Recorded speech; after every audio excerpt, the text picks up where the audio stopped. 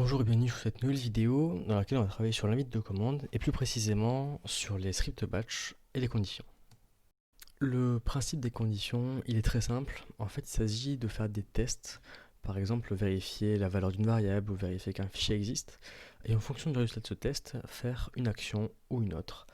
Et vous allez mieux comprendre avec les illustrations. Donc je vais faire un petit script pour vous montrer une première condition. Je vais commencer par créer une variable donc, qui s'appelle nombre et qui est égale à 5. Et je vais vérifier, par exemple, si cette variable est bien égale à 5. Pour ça, j'utilise le mot-clé if, donc qui signifie si. C'est assez intuitif, c'est le mot-clé en fait pour les conditions.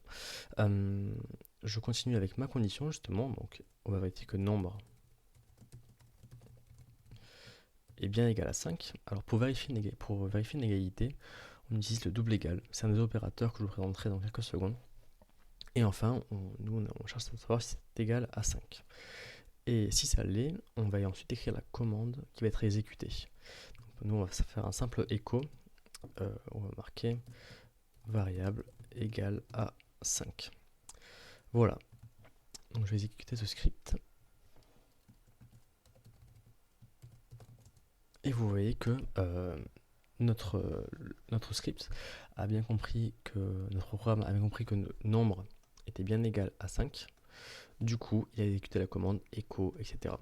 Et donc, on se retrouve avec cette affiche. Maintenant que j'ai fait ce petit exemple, je vais m'attarder sur la syntaxe. Donc, vous l'aurez compris, tout se joue au niveau du if, suivi d'une condition dans laquelle vous pouvez inclure des variables si vous le désirez. Et enfin, on écrit la commande qui sera exécutée si jamais la condition est respectée. Il faut savoir que si vous désirez exécuter plusieurs commandes si jamais une condition est respectée, alors il suffira d'ouvrir une parenthèse, d'écrire vos différentes commandes. On va pas en faire un second écho. Et enfin, pour terminer, vous fermez la parenthèse. Donc là, si j'exécute ce script, vous voyez que ça fonctionne. Et par ailleurs, si jamais nombre n'était pas égal à 5, alors aucune de ces commandes ne serait exécutée. Donc ça, c'est vraiment la base des bases des conditions, en fait, c'est la condition la plus simple. Mais il y a d'autres possibilités, notamment avec le mot-clé else. Donc voilà, on note sur la même ligne que la parenthèse du if. L'un va avec l'autre, en fait, le else ne peut pas être utilisé sans un if. Vous devez voir ça comme un sinon, en fait. C'est-à-dire que, je vais taper une commande, par exemple, echo, voilà. Ce qui va se passer, c'est qu'on va tout d'abord vérifier, voir si la variable nombre est égale à 5. Si c'est le cas, on va exécuter le code correspondant. Else, donc sinon, donc si le nombre n'est pas égal à 5, peu importe ce à quoi il est égal, on exécute la partie de code correspondante. Donc on va par exemple marquer variable non égale à 5. Donc on va mettre nombre est égal à 5.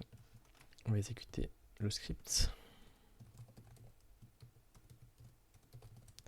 Vous voyez que, comme je vous l'avais dit, le code qui s'exécute est relatif au if, étant donné que nombre est égal à 5. Par contre, si nombre est égal à 6, peu importe le chiffre, tant qu'il n'est pas égal à 5, alors on exécute le code correspondant. De le même type que le else, c'est-à-dire pour vérifier qu'une condition n'est pas respectée, on a le mot-clé if not. Donc celui-là, il va servir à vérifier qu'une condition n'est pas respectée. Et si c'est le cas, s'il n'est pas respecté, alors on va exécuter le code. Donc pour ça, on écrit if not, suivi de la condition. Donc par exemple, toujours la variable nombre. On veut vérifier qu'elle n'est pas égale à 5. Donc pour ça, on écrit un if not nombre égale 5. Donc si le nombre n'est pas égal à 5, alors on affiche le texte variable différente de 5. Si on exécute, vous voyez que ça fonctionne.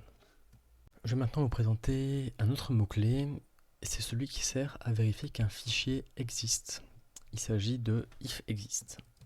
Donc ifExist suivi du nom du fichier. Nous, ce sera fichier.txt que je viens de créer, qui est juste ici. Fichier.txt. Et enfin, vous l'aurez compris, la commande à exécuter si jamais la condition est vérifiée, donc si le fichier existe.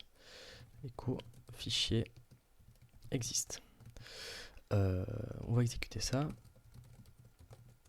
Voilà, donc le fichier existe. On peut également utiliser ce mot-clé en ajoutant le petit note.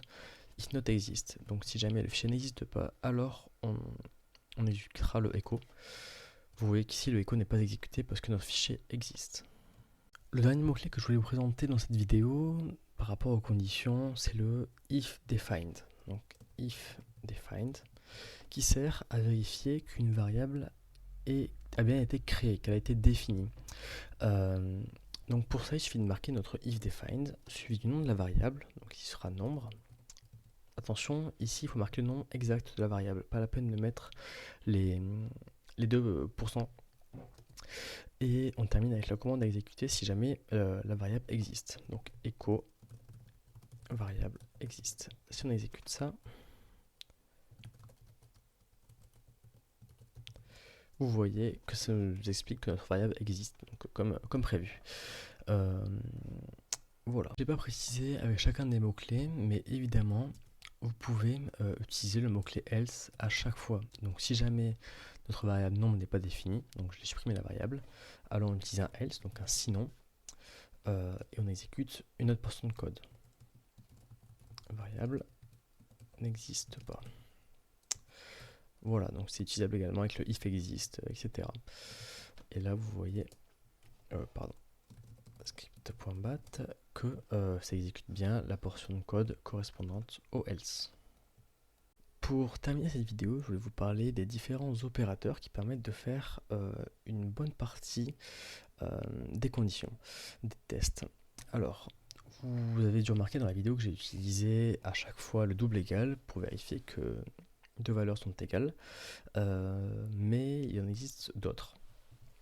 Donc je vais parler maintenant. Tout d'abord, pour vérifier une égalité, vous avez donc le double égal, mais également les lettres EQU, donc pour equal. Pour vérifier que deux valeurs sont différentes, donc qu'elles n'ont pas la même valeur, on a le NUQ, donc not equal. Si vous voulez voir si une variable, une valeur tout court, est inférieure à une autre, on a LSS, donc less. Si elle est inférieure ou égale LEQ, less or equal. Et inversement, si vous voulez voir si une valeur est supérieure à une autre, on a GTR pour greater. Et enfin, si elle doit être supérieure ou égale, GEQ, greater or equal. Voilà, donc c'est de l'anglais. Je suis d'accord que c'est moins intuitif que les symboles, évidemment, mais vous verrez que ça rentre assez facilement. Voilà, c'est tout pour cette vidéo. Merci beaucoup pour le visionnage. Donc vous avez pu voir différentes notions et mots-clés par rapport aux conditions, et notamment le if, le else, if not, if exist, et pour terminer, le if defined. Et en fin de vidéo, on a vu ensemble les différents opérateurs qui pouvaient être utilisés pour faire ces conditions. Moi, ce que je vous conseille, c'est vraiment de vous entraîner et d'être au point sur ces notions, parce que ce soit en batch ou plus généralement dans la programmation, vous trouverez les conditions partout. Voilà, bon entraînement.